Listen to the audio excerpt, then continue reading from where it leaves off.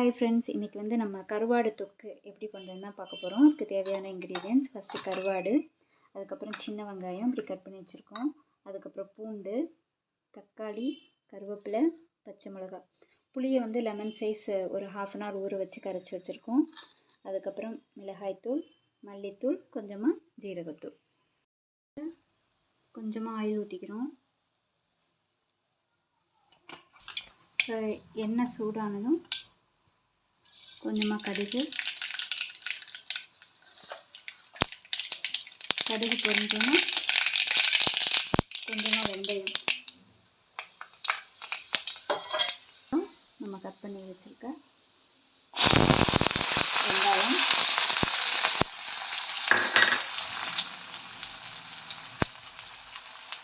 பச்சை மிளகாய், கருவேப்பிலை,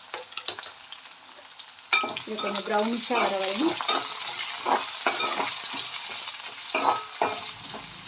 பண்ணிக்கிறோம்.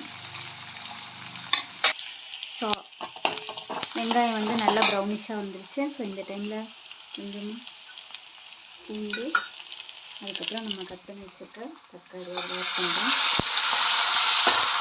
ஸோ தக்காளி கொஞ்சம் வதங்கட்டும்.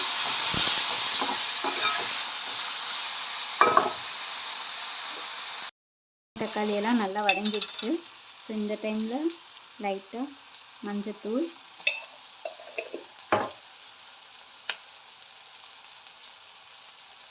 மல்லித்தூள், மிளகாய்த்தூள்,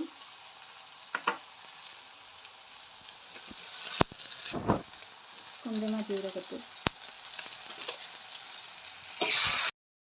அப்புறம் நம்ம கரைச்சி வச்சுருந்த புளி தண்ணியை இதில் வந்து ஆட் பண்ணுவோம்.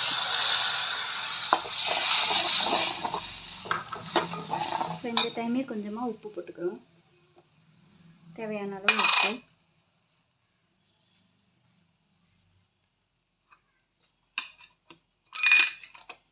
ஸோ இந்த மிளகாத்தூள் ஸ்மெல் போகிற வரையும் கொஞ்சம் அப்படியே கொதிக்கட்டும்.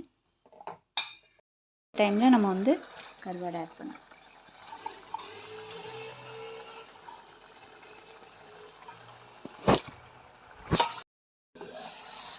நம்மளோட கருவாடு தொக்கு ரெடி ஆயிடுச்சு.